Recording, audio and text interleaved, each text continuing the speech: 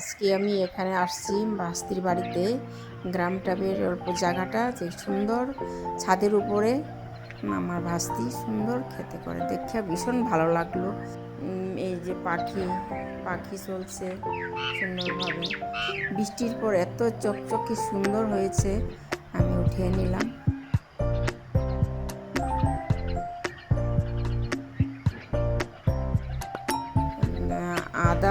আদার পরে আসবে কি লাউ জিকা দিয়ে দিছে, আর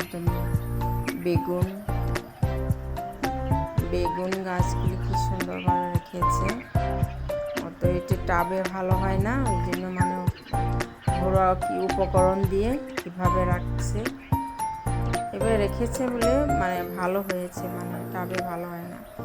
তারপরে জল দিয়ে ভীষণ যত্ন নিয়ে ভালো লাগে। সকালে টুথব্রাশ করার টাইমে একদম মানে খুব ভীষণ ভালো লাগে, মনটা ভালো হয়ে যায় সকালে। কারণ বেগুনগুলি যখন বড় বড় বেগুন হয়, ছোটো হয়, পাতল হয়, বেগুনগুলি ভীষণ ভালো লাগছে।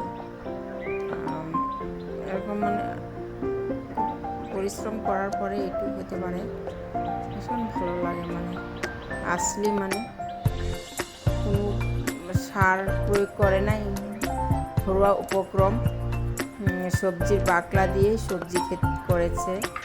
তো গোবর সার দেয় আর সবজির বাকলা দেয় বেশিরভাগ। তারপরে ঘরের সামনে